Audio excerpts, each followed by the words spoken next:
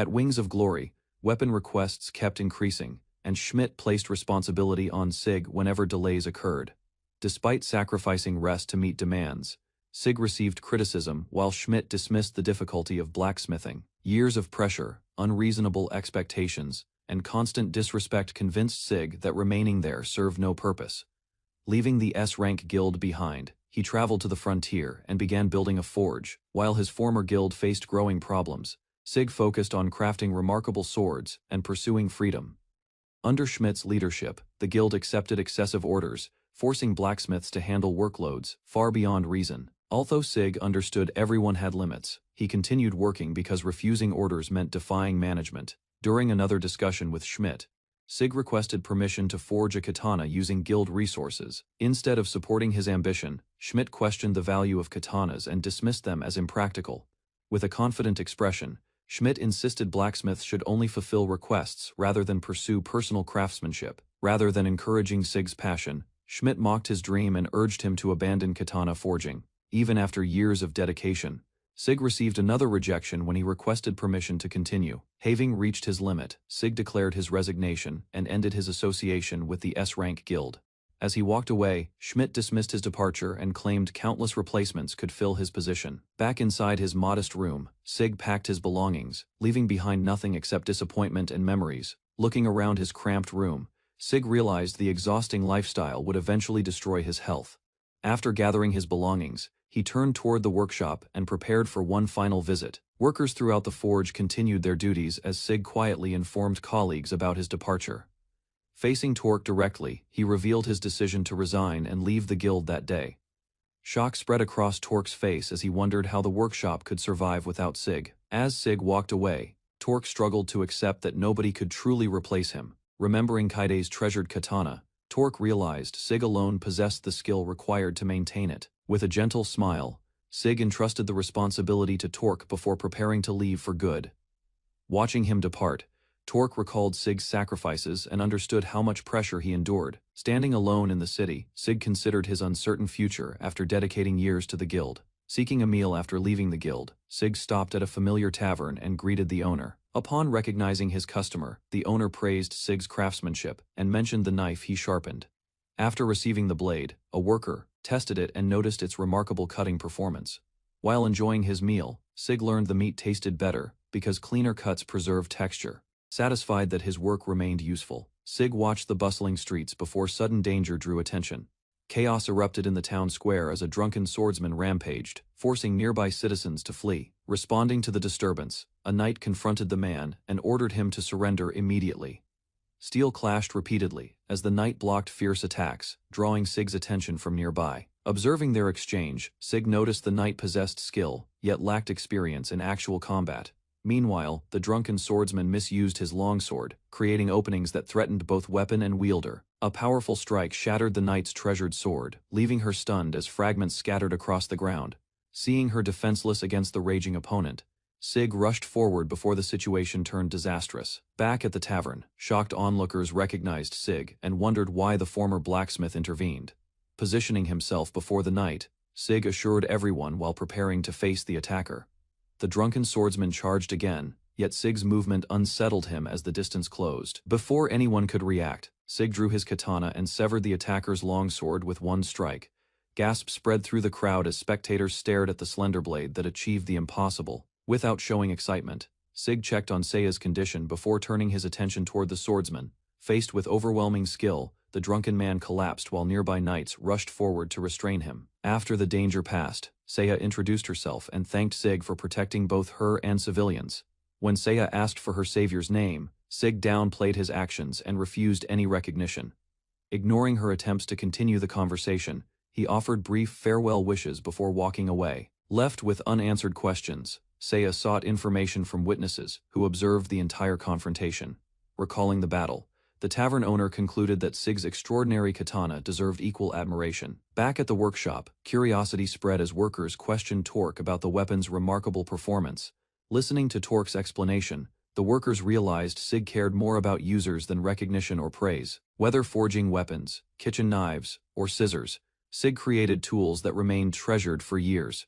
For Sig, blacksmithing represented a connection between craftsman and user, rather than simple production work. Holding his katana again, he reflected on its strengths and weaknesses, while appreciating its unique design. Remembering his earlier days, Sig reaffirmed his desire to forge katanas and dedicate himself. Recalling his father's teachings, Sig learned that every katana should match its future wielder perfectly. Driven by that belief, he vowed to forge a katana surpassing his father's finest creation. Comparing his abilities with those distant memories, Sig wondered whether his current skills were sufficient. Surrounded by peaceful villagers and abundant resources, he felt confident about pursuing that ambitious goal. Thus began Sig's countryside journey, where new companions, opportunities, and legends awaited the master blacksmith. After a long journey, Sig arrived at his hometown and felt nostalgia as familiar scenery appeared. Leaving the trade city behind, he spent an entire month traveling before finally reaching the village. Breathing the fresh mountain air, Sig stretched and welcomed the freedom of his return. Without wasting time, he headed toward the village chief's residence and introduced himself at the entrance. Hearing the familiar name, Chief Beras recognized Sig and expressed surprise at his growth. During their conversation, Chief Beras reacted with surprise after learning that Sig had resigned. Explaining his decision, Sig revealed that the guild's policies conflicted with his goals and values. Rather than chasing wealth, he wished to forge exceptional katanas and surpass his father's achievements. After hearing those ambitions, Beras welcomed Sig back and offered his family workshop once again. Recognizing both Sig's talent and the village's needs, Beras proposed making him the local blacksmith. Accepting the village's request, Sig explained that he could forge weapons as well as essential farming tools, confident in Sig's abilities. Beras remarked that the former guild blacksmith had become dependable. Following their discussion, Sig made his way toward the workshop where his father once worked. Hidden among overgrown vegetation, the abandoned building remained standing, despite years without proper maintenance. Stepping inside the dusty workshop, Sig felt nostalgic as familiar scents and memories returned. Opening the neglected house, Sig inhaled dust-filled air and began considering how to restore it. Although cobwebs covered every corner, familiar furniture remained untouched, bringing back memories from childhood. Determined to make the building livable again, Sig started cleaning and carrying unwanted clutter outside. While working near the forest, he noticed two cautious girls watching his actions from afar. After introducing himself and mentioning Beras' permission, Sig learned the sisters had come to greet him. The older sister introduced herself as Liliana and presented Atra, explaining they lived through farming and hunting. Hearing about their responsibilities, Sig expressed admiration for the sisters' diligence, despite their young age. After noticing the overwhelming cleanup, Liliana kindly offered assistance while Sig considered her proposal. Although Sig worried about taking their free time, Liliana insisted they had chosen to help. Convinced by her determination, Sig accepted the offer and welcomed the sisters into the house. As cleaning continued, Sig carried heavy furniture alone, leaving Liliana and Atra impressed by his strength. After hours of work, the three finally finished restoring the house and celebrated their accomplishment. Grateful for their assistance, Sig offered to create something special as a reward for helping. Curious about his profession, Atra listened while Liliana explained that Sig was a blacksmith. To satisfy her curiosity, Sig showed a weapon and carefully taught Atra how to handle it. The polished blade captivated Atra immediately, and she admired its beauty with sparkling eyes. When Sig offered to forge useful tools, Atra quickly requested a kitchen knife like Liliana's, explaining her wish further. She revealed a desire to help her sister with cooking duties. Impressed by her consideration, Sig listened as Liliana described Atra's struggles while preparing meals. However, Liliana worried that using a kitchen knife might prove difficult and potentially dangerous for Atra. Touched by Atra's kindness, Sig promised to forge the requested tools and deliver them personally. Happily accepting his offer, the sisters thanked Sig before returning home as evening approached. Once alone inside the workshop, Sig noticed exhaustion catching up after an entire day's work. Although planning to rest, he found himself organizing materials and preparing tools without realizing it. Remembering the joy of crafting, Sig abandoned thoughts of sleep and decided to begin forging immediately. Working through the night, Sig recalled techniques refined under pressure while serving the S-rank guild. Carefully controlling the temperature, he heated and fused different metals before shaping the foundation. With steady hammer strikes, Sig stretched the bonded material and gradually formed a knife freed from strict deadlines at last. He enjoyed blacksmithing purely for the satisfaction it brought. Watching sparks dance across the workshop, Sig felt the familiar excitement that never faded with time. Completely absorbed in his work, Sig finished the knife and admired the result with satisfaction. Testing its balance and sharpness, he accidentally sliced through nearby furniture without noticing immediately. Realizing what happened, Sig blamed his exhaustion and excitement for causing such a careless mistake. After calming himself, he adjusted the design further and prepared a sheath for additional safety. Meanwhile, rumors spread through the city as adventurers discussed the declining quality of guild equipment. Hearing those concerns, Sig quietly smiled, knowing the guild's problems would only become more apparent. The next morning, a woman arrived at Sig's house and asked whether he was the returning blacksmith. Introducing herself as Cynthia, she greeted Sig and revealed she was Liliana and Atra's mother. Hearing that her daughters were excited, Sig explained he had already completed their requested knives. Surprised by his speed, Cynthia examined the finished tools and questioned how they were ready already. Before long, Liliana and Atra rushed inside as Sig offered them an opportunity to test the knives. Receiving the gifts from Sig, Liliana, and Atra accepted the knives and expressed heartfelt gratitude. The sisters admired every detail in silence, captivated by the craftsmanship and beautifully crafted sheaths. Mistaking their silence for disappointment, Sig worried briefly until they praised the knives enthusiastically.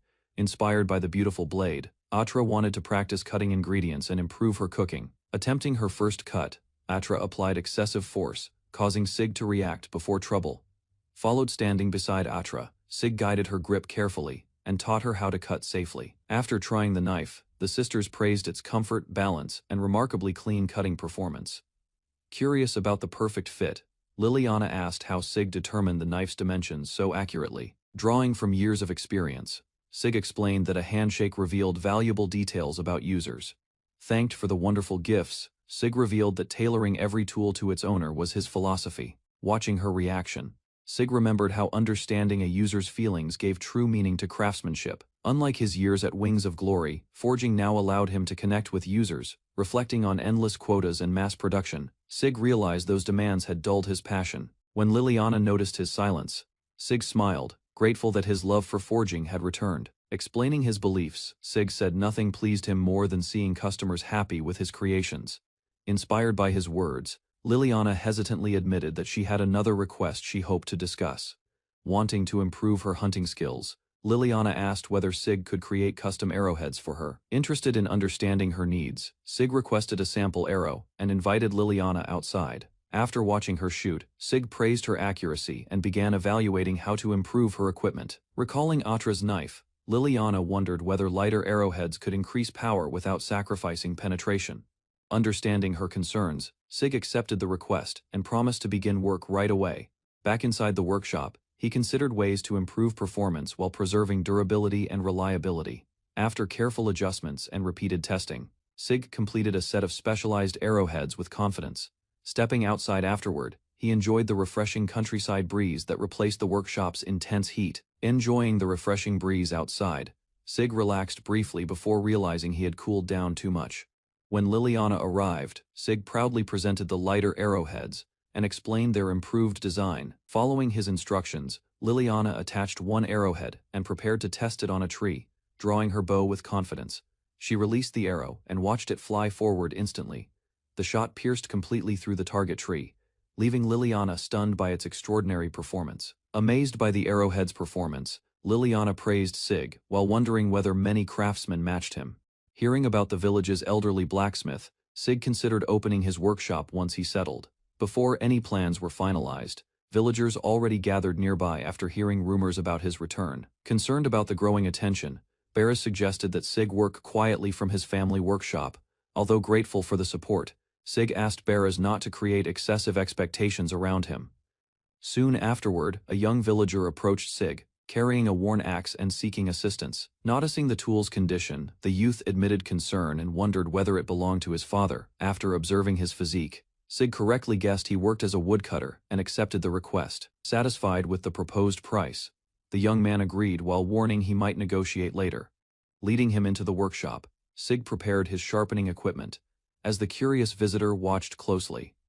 As Sig sharpened the axe, the young villager watched while sparks flew everywhere. Word spread quickly through the village, and curious residents gathered to witness Sig's craftsmanship. Once the work finished, the woodcutter tested the axe and praised its incredible sharpness. Smiling proudly at the reaction, Sig jokingly asked whether his abilities were finally acknowledged. Soon villagers presented cherished tools for repair, and Sig happily accepted the growing requests.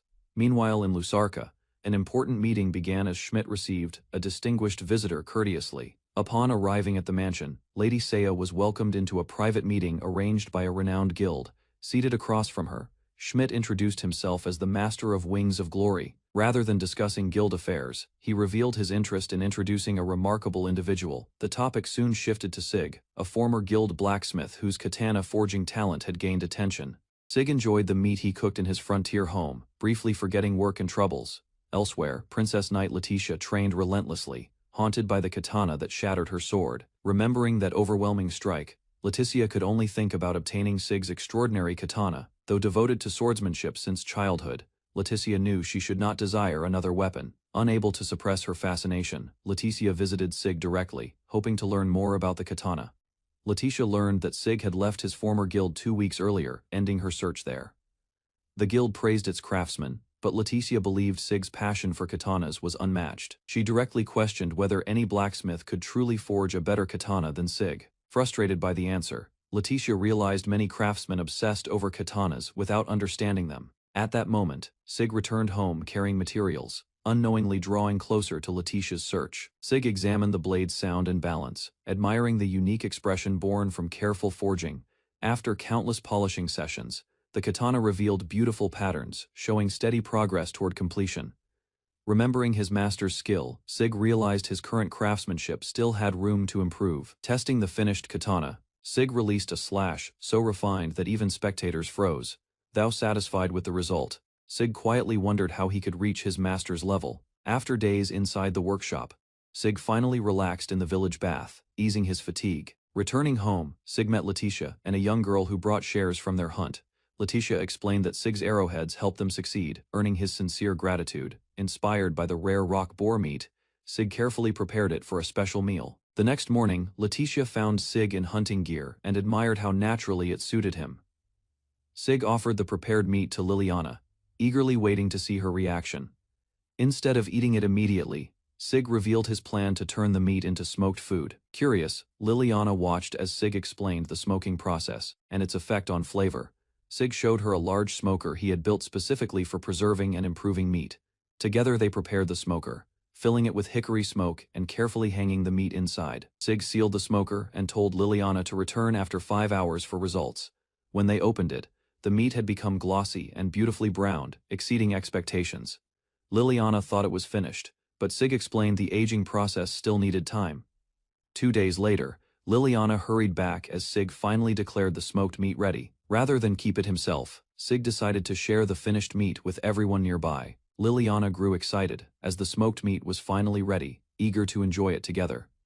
Sig presented the finished meat, and everyone admired its firm texture and rich, smoky aroma. Without adding extra seasoning, Sig cooked thick slices into fragrant smoked rock boar steaks. Sig, Liliana, and Cynthia gathered around the table and happily shared the special meal. The first bite impressed Sig immediately, as the deep flavor and hickory aroma blended perfectly. The smoked rock boar delivered rich flavor, with tender meat and fat blending perfectly. Liliana and Cynthia enjoyed every bite, amazed by the crispy exterior and juicy center. Hearing their praise, Sig explained how smoking transformed ordinary meat into something exceptional. The three continued eating together, enjoying a peaceful meal beneath the clear sky. As the meal continued, Sig thought smoked meat paired perfectly with a relaxing drink. Liliana and Cynthia eagerly asked for more, and Sig happily continued grilling smoked meat. While preparing another serving, Letitia asked Sig about his plans for his blacksmithing skills. Sig admitted he had never considered the future, though he wondered how others viewed his katanas. Hearing this, Letitia suggested selling his creations in Umbert, where many customers gathered. As they described the thriving town, Sig became interested in visiting Umbert after many years. Letitia invited Sig to travel with them to Umbert, and he gladly accepted the idea. Liliana worried about monsters on the road, but Sig calmly assured her of his abilities. The sisters celebrated his decision, relieved that their journey would be much safer now. 2 days later, Sig arrived prepared for departure, carrying only a small magic bag. To everyone's surprise, Sig effortlessly lifted the heavy cart and offered to transport it himself. After storing their belongings, Sig invited the group to depart for Umbert while danger watched nearby. As the journey began, Sig traveled with Letitia, Liliana, and Cynthia, discussing weapons and future plans. Entering an unfamiliar forest path, Sig warned everyone that monster encounters were possible, and vigilance remained necessary. The sisters appreciated Sig's presence, enjoying a safer journey without worrying about transporting goods through danger. Hearing their trust, Sig reflected on his responsibility and resolved not to disappoint their expectations. Sensing movement ahead, Sig detected nearby monsters and advanced alone to investigate the threat. After scouting ahead, Sig discovered a pack of green wolves, positioning themselves to block the road. Hearing Sig's report, Letitia chose immediate action and proposed eliminating the wolves before trouble emerged. The group understood that defeating the nearby wolves would make future travel safer for villagers. Letitia prepared for battle while Sig instructed Liliana and Cynthia to remain hidden and safe. With the wolves still unaware, Letitia launched a surprise attack while Sig supported the operation. Letitia's opening strike landed with tremendous precision, instantly demonstrating the overwhelming sharpness of her blade. As wolves counterattacked, Letitia avoided danger and eliminated them one after another with swift attacks. Watching the battle, Sig praised Letitia's judgment, courage, and accuracy, recognizing her remarkable combat ability. Letitia revealed that Sig's arrowheads greatly improved her hunting effectiveness by providing stronger finishing power. Sig advised proper weapon maintenance, while Letitia explained she reused arrows because replacing them cost money. Liliana treasured Sig's arrowheads and promised to maintain them carefully because he crafted them personally. Her words surprised Sig, who remembered many adventurers treating arrows as disposable tools without attachment. Appreciating her sincerity, Sig offered repairs whenever needed and preferred helping users he understood personally. Liliana thanked him enthusiastically, becoming the workshop's first customer and strengthening their growing friendship further. As the journey continued, the group stopped for a break when a strange sound echoed nearby. During their break, Letitia and the others unpacked sandwiches, while Sig prepared something separate for himself. Curious about his meal, Letitia watched as Sig assembled ingredients inside a simple smoking pot. The group questioned his timing, but Sig insisted the quick smoking process would not delay travel. 10 minutes later, Sig completed several smoked sandwiches, their golden color and aroma attracting everyone's attention. The travelers gathered together and enjoyed the sandwiches, impressed by the balanced flavors and rich taste. The group praised Sig's smoked sandwiches, enjoying the fresh vegetables and rich flavors after days of travel. While everyone ate happily, Sig noticed their destination was close and announced Umbert lay ahead. Emerging from the forest, the travelers reached Umbert's massive outer wall, which impressed Sig greatly. At the checkpoint, Sig returned the luggage and thanked the others for accompanying him safely. The gate guard questioned Sig's identity and purpose, prompting him to explain his blacksmithing business. At Umbert's gate, the guard inspected Sig's katana and confirmed he was truly a sword blacksmith. Examining the weapon closely, the guard admired its craftsmanship and expressed interest in traditional katanas. After jokingly asking for the sword, the guard learned Sig intended to sell weapons nearby. Impressed by Sig's honesty, the guard promised to visit later and examine his other creations. Entering Umbert at last, Sig found the bustling city transformed and far larger than remembered. Arriving at the marketplace, Sig rented a stall, noticed competing blacksmiths, and prepared his weapons carefully. After arranging every item neatly, Sig finished setting up his stall and waited for customers. As evening approached, Sig grew concerned because very few people stopped to examine his products. While Sig considered closing for the day, the gate guard visited his stall unexpectedly.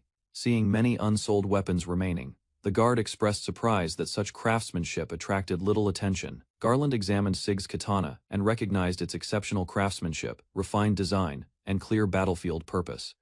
After inspecting the displayed weapons, Garland concluded they belonged to a renowned master or apprentice. Sig accepted the praise, while Garland wondered whether he once served a major organization. The conversation became friendlier, and Garland introduced himself before shaking hands with Sig, interested in purchasing something. Garland asked to inspect Sig's daggers since swords were unusable for him. After inspecting several daggers, Garland praised their quality and decided to purchase one for himself. When Sig revealed the price, Garland expressed surprise, because the craftsmanship seemed worth considerably more. Garland noticed smoked goods beside the weapons, and bought another item after learning about Sig's hobby. Amazed by Sig's unusual combination of blacksmithing and food preparation, Garland praised his creativity and initiative. A curious passerby sampled the smoked food and reacted with shock after experiencing its remarkable flavor. A food merchant tasted Sig's smoked goods, purchased everything available, and promised to stock them. Learning the buyer owned a famous food store, Sig realized smoked products might outperform weapon sales. Elsewhere, a female adventurer cleared monsters within the labyrinth, hoping to find a worthy sword. After witnessing her technique, nearby adventurers admired her strength and wondered about her exceptional blade. When her sword suffered damage during battle, she decided to seek Sig's craftsmanship and repairs.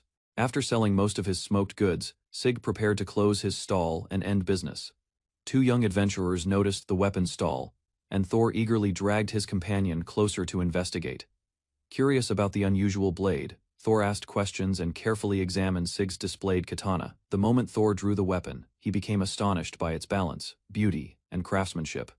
Seeing Thor's genuine excitement, Sig smiled, never expecting such enthusiastic admiration from a customer. While Thor admired the katana, his companion doubted its value and questioned whether it justified attention. Ignoring the hesitation, Thor immediately asked to buy the katana, only to hear its price. Sig explained that Tamahagain steel and years of training made authentic katanas extremely difficult to forge. After understanding the craftsmanship involved, both adventurers apologized for underestimating the weapon's true worth. Even so, Thor despaired because the katana's price exceeded everything he could realistically afford. Remembering his younger days, Sig offered Thor a cheaper short sword that better matched his budget. Thor eagerly accepted the weapon, amazed by its quality, and immediately wanted to test it. Before Thor could swing, Sig warned him that careless strikes might destroy nearby furniture. Following Sig's advice, Thor tested the blade and sliced a target with surprising precision.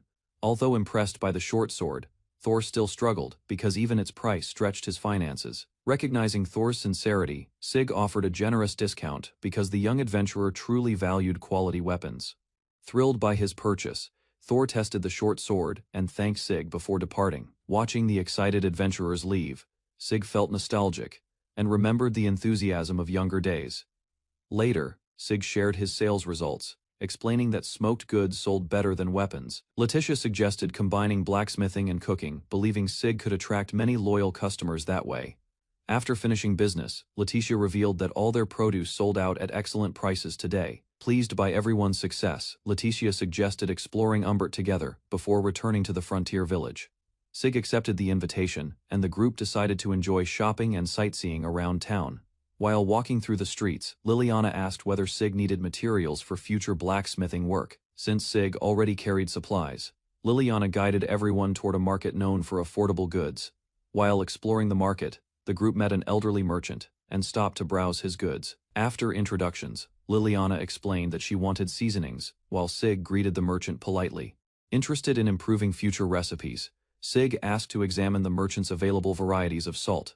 Learning that Sig smoked meat often, Liliana encouraged him to purchase large amounts of seasonings. The merchant then presented several wood chips, and Sig eagerly considered buying every available variety. After examining the wood chips, Sig explained their smoking properties and impressed the merchant. Curious about Sig's expertise, the merchant accepted an offer to sample leftover smoked meat. The first bite stunned the merchant, who praised the concentrated flavor and outstanding smoky aroma. Convinced by the taste, the merchant requested more supplies and arranged a larger purchase from Sig. After completing the transaction, Sig thanked Liliana for introducing him to such a valuable business contact. Sig thanked Liliana sincerely, realizing he discovered valuable opportunities today, only because of her guidance.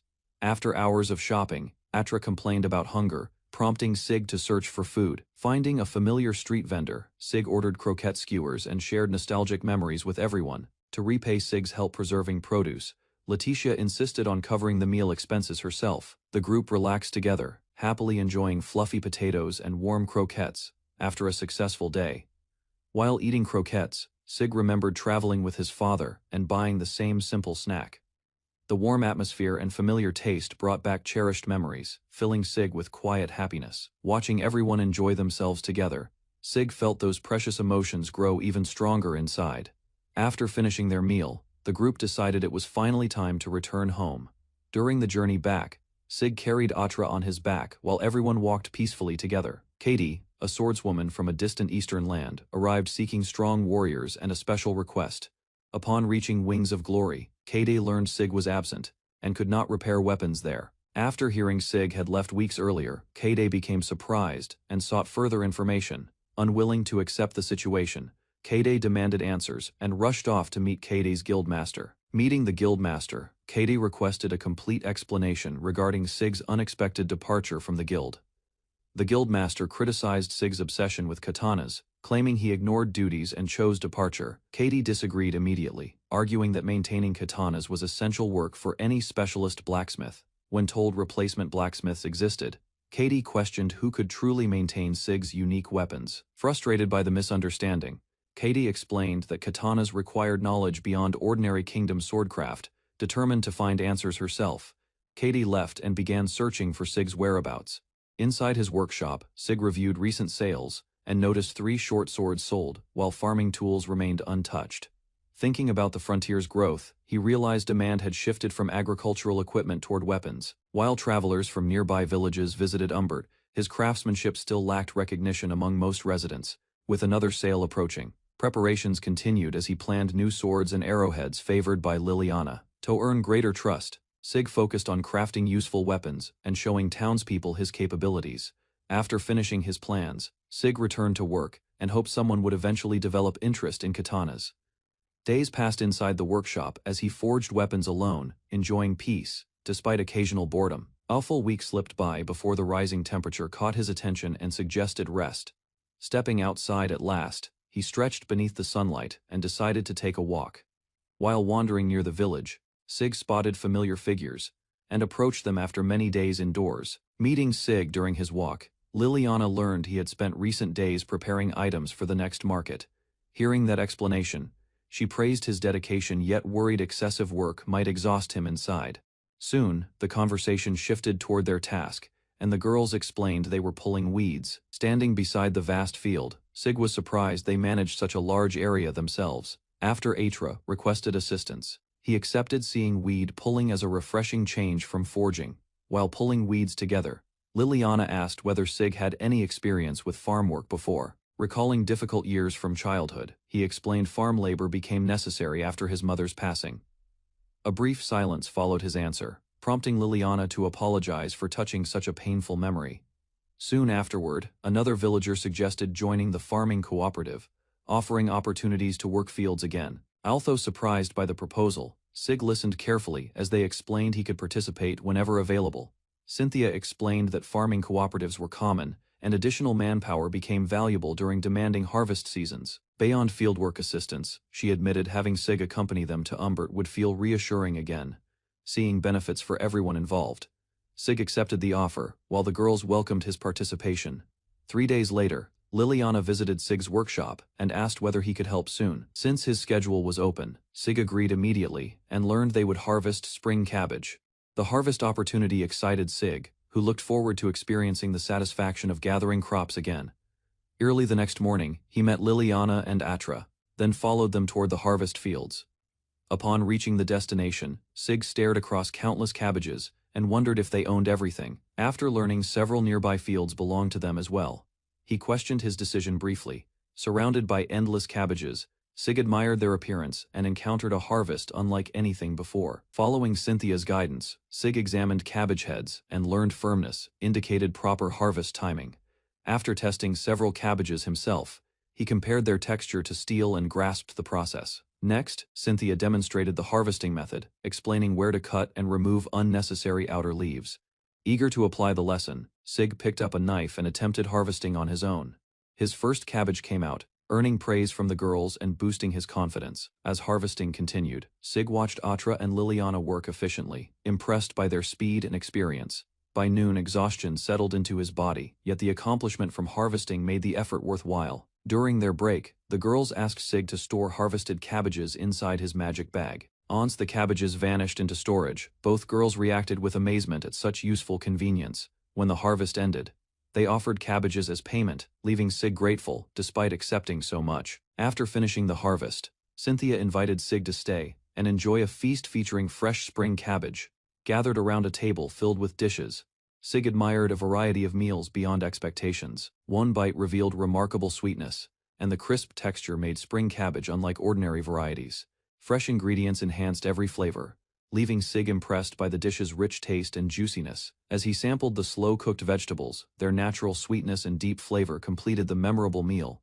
During the meal, Atra asked about his next trip to Umbert, and Sig mentioned upcoming plans. Without hesitation, she requested to accompany him. While Sig welcomed the idea and accepted, thoughts of Thor and Garland prompted Sig to visit Umbert and reconnect with them. After reaching the city gates, he learned Garland was patrolling elsewhere and continued into town. Leaving the matter for later, Sig headed toward his market stall and prepared for business. Approaching the shop, he noticed several people standing nearby and wondered whether they formed a queue.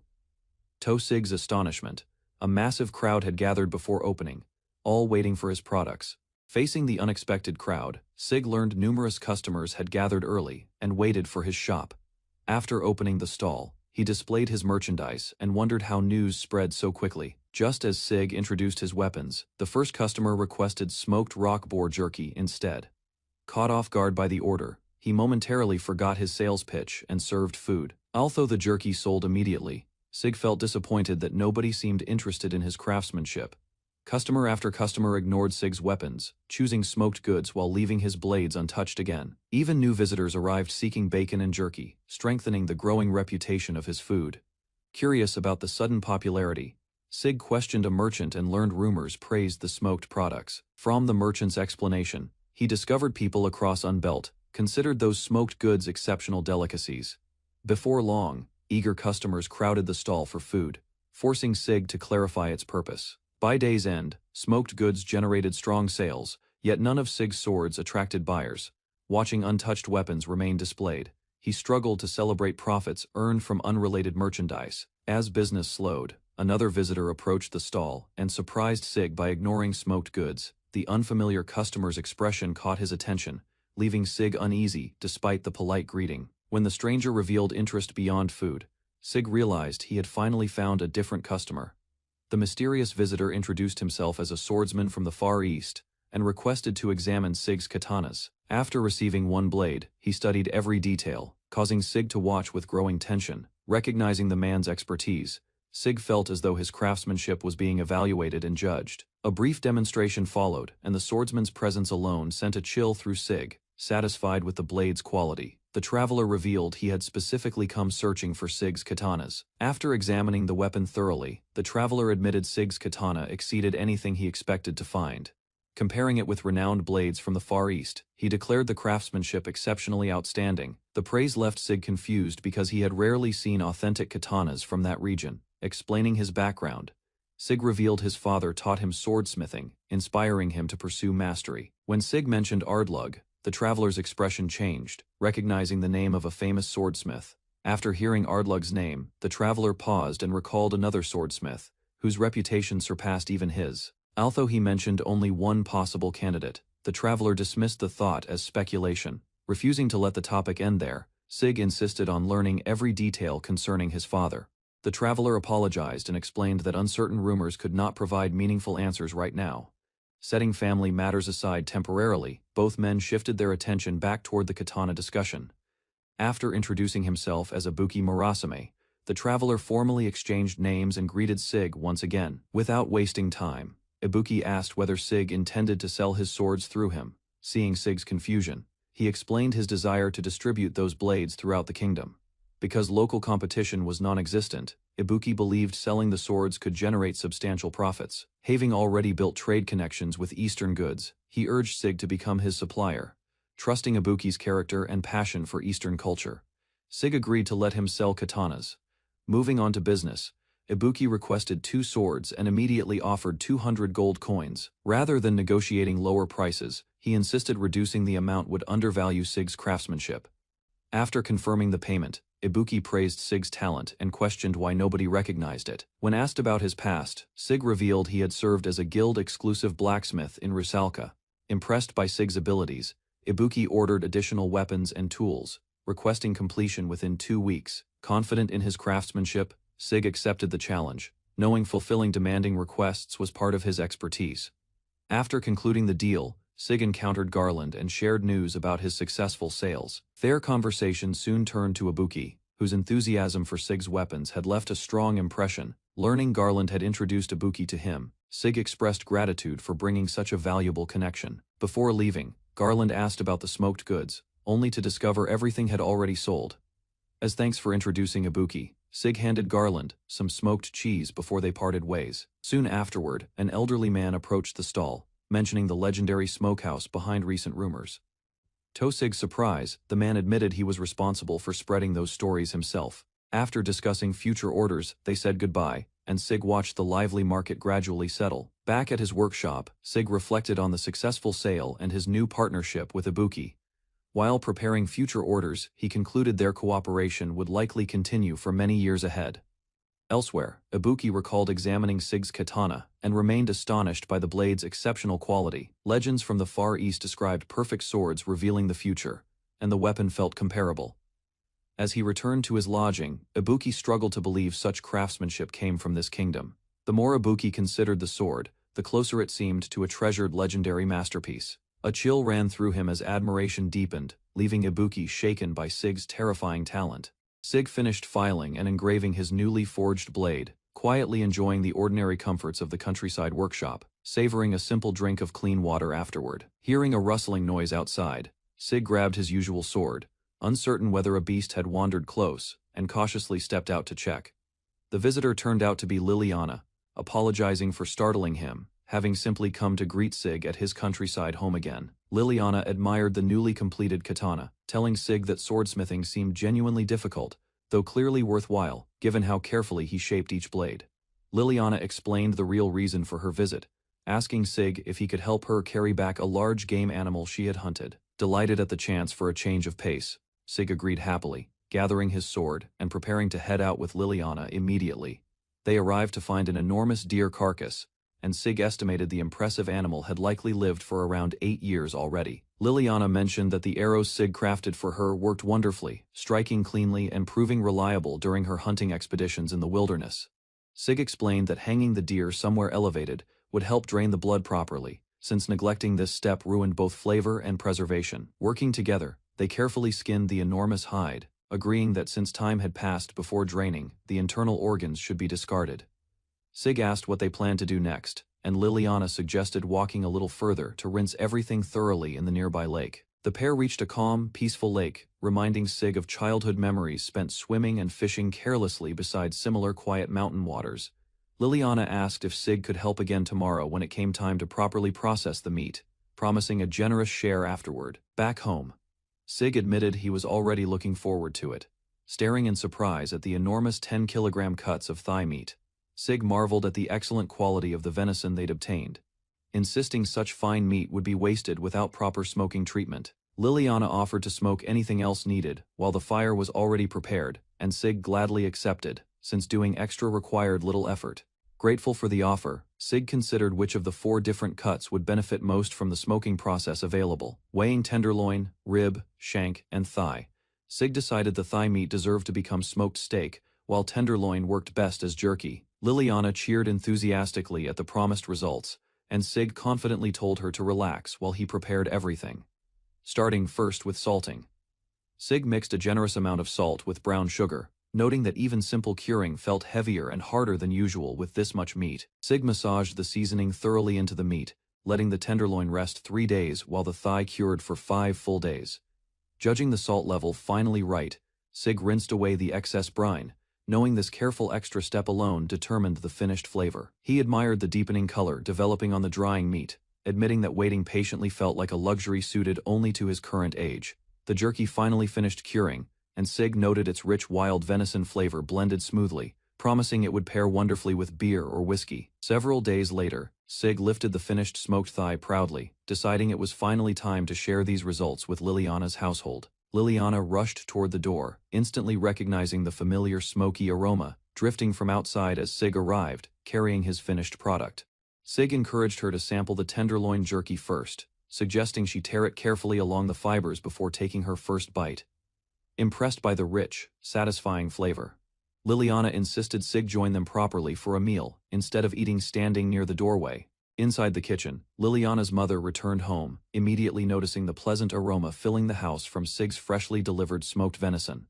The mother thanked Sig warmly for the meat he'd brought previously, insisting she owed him gratitude for constantly supporting their small household. Slicing carefully, Sig admired the beautiful cross-section, noting how difficult it truly was keeping the interior pink, despite the firm outer crust. He seared the thick venison medium rare, explaining that this exact temperature brought out the meat's natural juiciness far better than overcooking. The family gathered around a table, now filled with hearty dishes, admiring the impressive spread before eagerly beginning their shared meal together. Liliana's mother savored the deep, slightly complex taste, calling it a distinctly mature flavor built through careful smoking and thoughtful seasoning. Each bite of firm venison released concentrated juices, delivering bold savory richness typical of wild game prepared with genuine skill. The tender boiled vegetables complemented the rich meat perfectly, with fresh cabbage balancing the fattiness and keeping every bite satisfying. Liliana beamed proudly, admitting she had worked hard preparing the side vegetables, while Sig complimented how well everything paired together. Over time, Liliana's hunted deer and the household's harvested vegetables became intertwined, slowly drawing Sig closer into their daily shared life. Liliana's mother thanked him again sincerely, saying his smoked meat consistently brought genuine comfort and flavor into their modest home. Liliana added shyly that she hoped Sig would prepare more for her someday, since smoking one portion or two required equal effort. Curious about her next request, Sig asked what Liliana wanted smoked this time, and she surprised him by requesting 20 arrowheads instead. Melting down old arrowheads could lower material costs, she explained, then asked whether Sig still had any worn-out ones stored away. Excitement filled her voice as Liliana promised to bring the used arrowheads immediately. Thrilled that the farming partnership with the Shinshia family was finally confirmed, weeks slipped by quickly, and before long Sig found himself walking alone toward the marketplace for his scheduled meeting with Ibuki, warmly greeting him. Ibuki explained that today's customers had specifically come seeking every single katana Sig had personally forged. Busyness at the stall had grown surprisingly lively lately, Ibuki admitted, though most visitors actually wanted smoked goods rather than blades. Bitter laughter escaped Ibuki as he pointed out the irony that someone with such genuine skill hadn't sold a single sword all day. Groaning, Sig begged Ibuki to stop teasing him about accidentally becoming known as a smoked goods merchant rather than a swordsmith. Changing the subject, Ibuki presented the finished custom order, asking whether Sig approved of how the commissioned katana had turned out, noticeably impressed. Ibuki questioned whether earlier blades had been made half-heartedly, since this newest sword felt clearly superior in craftsmanship. Honestly, Sig admitted he struggled, putting real effort into commissions whenever he personally disliked the person making the request. Despite that, Ibuki recalled the sword still sold well, since its buyer carried enough reputation to boost the blade's value everywhere it appeared. Grinning, Ibuki joked that any merchant who couldn't profit from Sig's exceptional craftsmanship honestly deserved to quit the trade altogether. Pointing at Sig's blade, Ibuki insisted any merchant who couldn't profit from such fine work deserved to quit the trade immediately. Blushing slightly, Sig admitted the compliment felt both flattering and awkward, then handed over a fresh list, requesting another sizable order. Scanning the paperwork, Ibuki whistled at the large quantity, wondering aloud whether this pace of continuous ordering might prove sustainable. Long-term, honestly, Sig confessed that constant villager requests left him little energy for research, since daily obligations kept piling up endlessly. Perhaps, Ibuki suggested, other craftsmen could share some of Sig's workload, or maybe he should finally consider training an apprentice. Confused, Sig admitted his workshop had no other craftsmen at all, and certainly no apprentice helping him with anything. Traditionally, Ibuki explained, swordsmiths rarely worked completely alone, usually relying on apprentices or fellow smiths during actual forging. Surely, Sig countered, someone else handled the hilt and sheath separately, since dividing labor seemed far more practical than doing everything solo. Apparently, back in the Far East, specialized craftsmen typically handled individual sword components, a system entirely unfamiliar to Sig until now. Curiously, Ibuki asked whether Sig's father had personally trained him, wondering if such traditions had simply skipped one generation. Surprisingly, nobody had ever taught Sig that method, since his father had always completed every single step alone, unassisted. Perhaps, Sig reasoned, his father's unconventional habits explained his own similarly unusual approach, both clearly working outside typical craftsmanship standards. Despite dedicating himself entirely to smithing, Sig realized he'd barely glimpsed his father's back while growing up beside him. Meanwhile, Ibuki reminded him that their working relationship, though rough in structure, had at least proven genuinely fair and equal. Wiping his hands afterward, Sig asked whether Ibuki wanted to place another order for the upcoming selling season ahead. Grateful, Ibuki confirmed he'd gladly welcome future orders, anytime, appreciating Sig's continued reliability without needing constant reminders or hesitation. Suddenly recalling something, Ibuki mentioned Sig's former workplace, the Risalkus Rank Guild, casually asking if anything unusual had happened there. Admittedly, strange rumors had reached Ibuki's ears recently, though he brushed them off, wishing Sig well before departing. Unsettled, Sig wondered what rumor Ibuki meant, his thoughts briefly drifting toward unresolved matters concerning his distant homeland's culture. Suddenly, familiar voices called out behind him, revealing Toru and Sonya, former acquaintances who admitted they'd been searching for him. Confused by their sudden appearance, Sig watched Toru send Sonya ahead to fetch someone called Sissus, while he stood guard nearby. Excitedly, Toru described finally defeating a dangerous black boar thanks to the short blade he'd purchased, something previously impossible for him. Modestly, Toru credited the weapon itself, rather than his own skill, insisting the merchant's short blade deserved all the praise. Moments later, a striking woman arrived, and when Toru affectionately called her Sis, she immediately corrected him, revealing her name was actually Rose. Directly, Rose asked whether Sig was indeed the blacksmith who'd sold Toru his weapon, surprised such fine craftsmanship came from him. Casually, Sig confirmed he'd only learned standard techniques, joking that other smiths might feel discouraged by his natural results.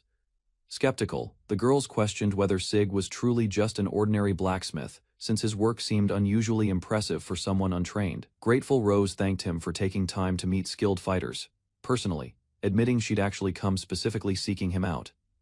Boldly, Rose requested her own blade, and Sig quoted the opening discount price, admitting future prices would likely increase soon. Enthusiastically, Sonya insisted she also needed a self-defense weapon, teasing Toru's earlier awkward phrasing, while agreeing his recommendation held true. Willingly, Sig offered to teach proper handling immediately after the purchase, and Rose decided to buy a blade for herself too. Afterward, business noticeably improved, and Sig planned heading out soon to restock ingredients and seasonings, before customers arrived later. Unexpectedly, someone approached his stall carrying supplies, catching Sig's attention as he continued arranging his freshly displayed blades. Startled, Sig noticed the newcomer's short stature and sturdy build, quickly recognizing her as belonging to the dwarven race. Renowned among dwarves, she specialized in metalworking, since her people were traditionally skilled at mining and crafting superior equipment. Curiously, she asked to examine his katana closely, wondering whether shared craftsmanship made her notice small details others might overlook. Carefully, she studied the blade's edge, admiring its balanced symmetry and clean, precise finish along every visible surface. Suddenly, she gasped dramatically, exclaiming the sword felt strangely alluring, confusing Sig completely with her unexpected reaction. Passionately, she continued praising the blade's sensuality, leaving Sig baffled, since nothing about his katana seemed remotely inappropriate. Firmly, Sig ended the examination abruptly, telling her the viewing was over since she seemed a bit too strange. Startled, Sig reacted loudly when she suddenly begged to see his katana again, insisting it would only take a moment. Reluctantly, Sig agreed to show her briefly, warning her sternly against causing trouble or attracting unwanted attention from nearby customers again. Nervously, Sig watched her reaction closely, worried she might make strange expressions or odd sounds while examining the blade once more, but she simply promised to behave properly this time.